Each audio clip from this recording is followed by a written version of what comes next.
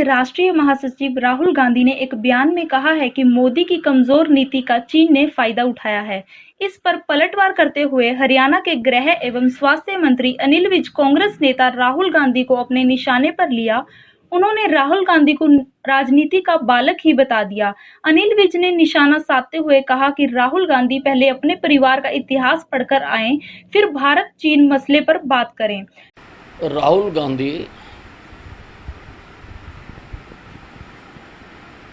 एक राजनीति के बालक हैं जिनको पिछला इतिहास मालूम नहीं है।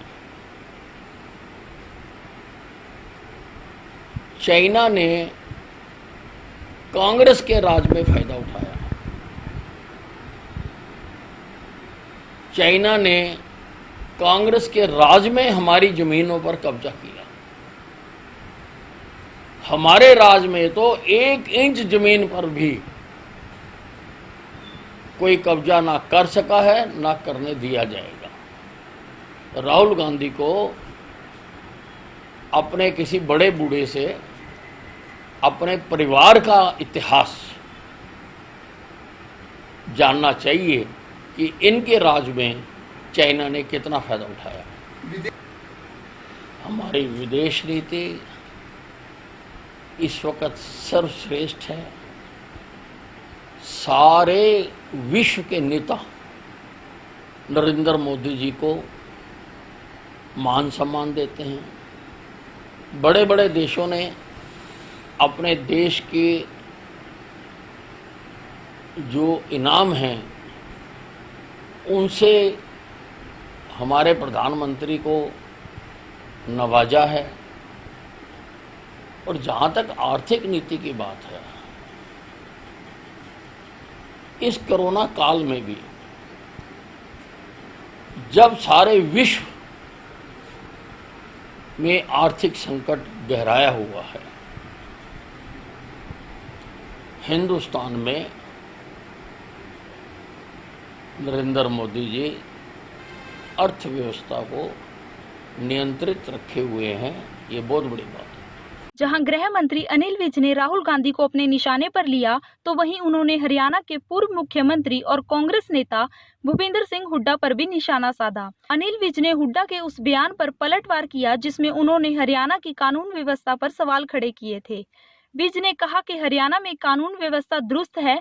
उन्होंने हुड्डा से ही सवाल किया कि भाजपा के राज में कोई एक ऐसा केस बताएं जिसमें पुलिस ने ना कार्रवाई की हो। हरियाणा में कानून व्यवस्था पर पूरी तरह से नियंत्रण है। हुड्डा साहब कोई एक केस बता दें कि जिसमें हमने कार्रवाई ना की हो। और हुड्डा साहब के राज में मैं केस बताऊं, लोगों को एफआईआर करवाने के लिए डीजीपी के दफ्तर के बाहर जाके आत्महत्या करनी पड़ती थी। तो हुड्डा साहब को ये मुख्यमंत्री रह चुके, सोच समझ कर बोलना चाहिए। हरियाणा में बढ़ते कोरोना केसों की वजह से अनिल विज चिंतित हैं। उन्होंने कहा कि प्रदेश में उन्होंने प्लाज्मा थेरेपी शुरू कर दी है और रोहतक में कुछ मरीजों को प्लाज्मा थेरेपी के जरिए ठीक किया जा चुका है और अब हम पंचकुला, फरीदाबाद, गुरुग्राम और रोहतक में प्लाज्मा बैंक भी बनाने जा रहे हैं। उन्होंने लोगों से अपील करते हुए कहा कि जो लोग ठीक हो चुके हैं और जिन्हें ठीक होकर 14 दिन से ज्यादा का समय हो गया है, वे लोग ज्यादा से ज्यादा संख्या में इन बैंकों में प्लाज्मा डोनेट करें ताकि मरीजों को ठीक करने में मदद मिल सके। देखिए, अब हम सबका इलाज कर रहे हैं। हमने टेस्ट बहुत ज़्यादा बढ़ा दिए हैं। लगभग 15,000 पर मिलियन टेस्ट हम कर रहे हैं और आगे चल के हम और भी बढ़ाना चाहते हैं। कोरोना के इलाज के जो जो साधन हैं वो हम सब कर रहे हैं। जितने आइसोलेशन बेड्स की ज़रूरत है उससे दुगने हमारे पास हैं। दवाइयाँ हमारे पास हैं, वेंटिलेटर हमारे पास सफिशेंट मात्रा में सब जगह पर लग गए और अब तो प्लाज्मा थेरेपी हमने करनी शुरू कर दी। रोहतक में कुछ मरीजों को प्लाज्मा थेरेपी से ठीक किया जा चुका है।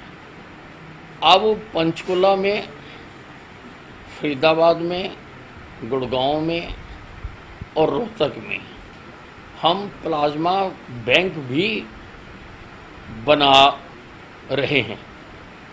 लोगों से अपील है कि जो लोग ठीक हो चुके हैं कोरोना से और जिनको ठीक हुए 14 दिन से ज़्यादा हो गए हैं, वो ज़्यादा से ज़्यादा संख्या में इन बैंकों में प्लाज्मा डोनेट करें ताकि दूसरे मरीजों को ठीक करने में इससे सहायता मिल सके।